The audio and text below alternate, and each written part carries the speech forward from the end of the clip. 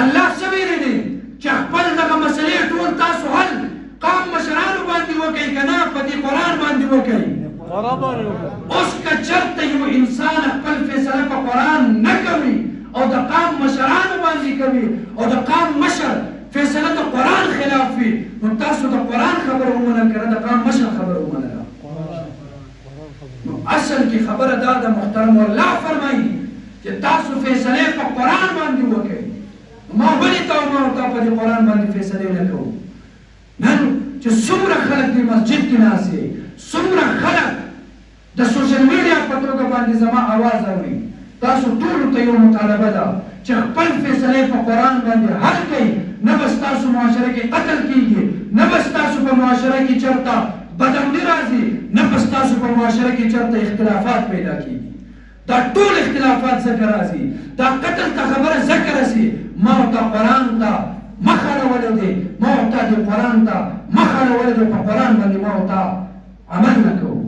آخرنی حدیث د محمود علیه الصلاة والسلام د هغه ظالمانو جابرانو دپاره چا چې د بل مسلمان حق نیولی وي، چا چې د بل مسلمان یو نش ځمکې نیولی وي، چا چې د بل مسلمان په ځمکه باندې ډاکه اچولی وي، چا چې په وقف ځمکه باندې ډاکه اچولی وي، چا چې د یتیم د کمزور د مظلوم ځمکه نیولې وي، هغه چا باره کې رسول الله مبارک علیه السلام فرمایي من اخذ شبرا من الارض ظلما، که چېرته چې یو انسان یو نش ځمکه په ظلم باندې ونیوله، ای ظالم جابر خبردار، محبوب علیه السلام پیغام درکوي فانه یطوقه یوم القیامة من 7 اراضین، د قیامت په ورځ باندې دغه یو نش ځمکه په بدل باندې وځمکې به ستا دغه غاړې ته اچولی کېږي. محترم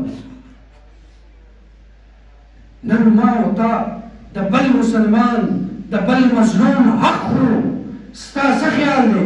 ما او تا به جنت ته لاړ شو، ما او تا د بل مسلمان حق وخورو، دا منځونه به ما او تا بچ کړي.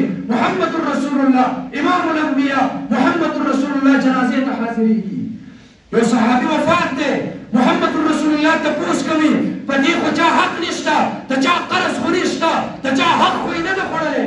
صحابه وایي یا رسول الله د چا حق ورباندې نشته، د چا ځمکه نه ده نیولې، د چا قرضدار نه دی، په چا یې ظلم باندې د چا حق نه ده نیولی. رسول الله مبارک علیه السلام ورباندې د جنازې مونځ کراووي. بل ځل رسول الله مبارک علیه السلام یو جنازې ته حاضرېږي، تپوس کوي آیا په دې کس باندې خو د چا حق نشته، آیا دا خو د چا قرضدار نه دی، آیا په دې باندې خو د چا حق نشته؟ یو صحابي آواز وکړو چې یا رسول الله مبارک علیه الصلاة والسلام په دې باندې زما حق دی، زما ورباندې قرضه ده. رسول الله مبارک امام الانبیاء د هغه جنازې نه وروسته کېږي چې زه د هغه چا جنازه نه ادا کوم د بل چا په چا باندې چې د انسان حق وي. محترم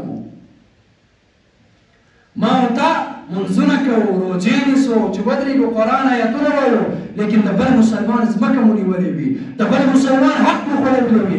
د الله په ذات قسم که چېرته 100 کلته حج وکړي، مرګ د خانه کعبه کې راشي، د جمعې په ورځ باندې هم مړ شي، د الله په ذات قسم که چېرته د مظلوم حق دې خوړلی وي، د یتیم حق دې خوړلی وي، د الله په ذات قسم جنت دغه بوی به هم ولې وي. محترم